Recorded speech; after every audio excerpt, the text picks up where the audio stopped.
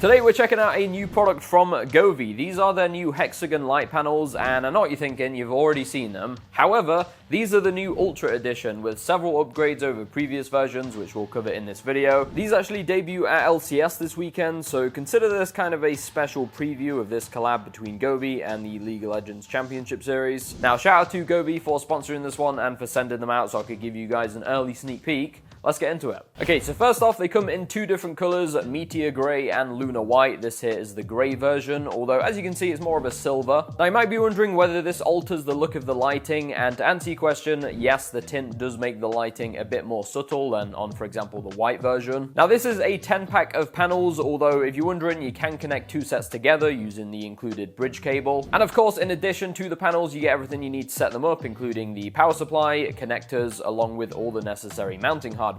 Speaking of the mounting hardware, it's a little bit different this time around. Previous versions had one central piece of double-sided tape. This time there are 3 Velcro style strips pre-installed along the edges. Hopefully this means they'll be less likely to fall off the wall. The connectors are different as well. They actually snap into the panels now rather than just slotting in, so they stay connected better, and it also makes it slightly easier to plug them into each other without needing to look behind the back of each panel, which comes in handy when you're sticking them up on the wall. To get them set up, you'll need to plug in the power supply with at least one panel connected, and then download the Govee app. From here, you'll click the plus symbol in the top right, and assuming you have Bluetooth turned on, the panels should appear in the list. Simply click add, and a video will appear to walk you through the installation process. First off, you'll need to decide on a design. Now, you can either use one of the pre-made ones from the app, or you can make your own from scratch. There's even a preview window so you can see what it might look like within a certain environment. Now, the reason you have to decide on a design before you put them up on the wall is because they need to be connected in a specific order and orientation. You'll notice each panel has this Y shape on it. This is essentially what creates the 3D illusion, so it's important it faces the same way across the entire design. Again, the app does walk you through this process. Fortunately, this time around, there's no limitation as to where you can connect the power cable, which is good news for those that care about cable management. Now that they're up on the wall, we can check out some of the lighting effects. Now, you may have already noticed, but one of the main things that sets these panels apart from previous versions are the addition of these lines that run through the middle of the panels and around the edges. Govee have actually added an additional 87 LEDs on each panel to achieve this for a total of 129, which makes them the most densely packed light panels on the market. They also bumped the integrated chips from 6 per panel all the way up to 30. If you don't know what these are for, it's basically what allows you to independently control different areas of the panel.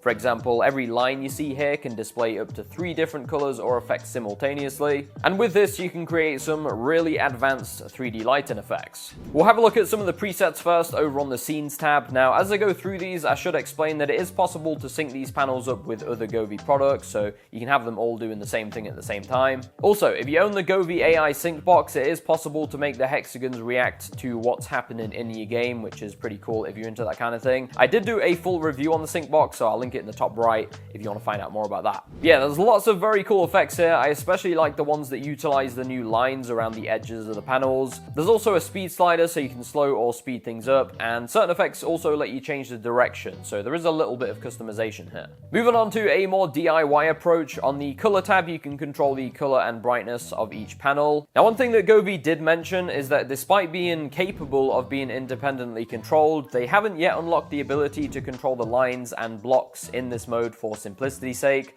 although I'm going to feed back to them about this because it's definitely a feature that I'm sure many would like to have. By the way, this mode is handy if you're one of those people that just wants a static light that you can customize without any distracting moving effects. Having said that, animated 3D effects are where these panels really come to life, and the app lets you program and create your own presets over in the DIY section. So you can choose between 3 different movement types, choose whether you want the lines or the blocks to illuminate, and then decide on movement direction along with speed for a one-of-a-kind lighting setup. You can even layer several different effects on top of each other, which is pretty neat. Now, this is one area that I think is perhaps not as intuitive as it could be, but I mean, it certainly allows for limitless possibilities. Moving on to the music reactive feature, there's several presets here to make the lights dance to your favorite songs. Here's a quick demo of that.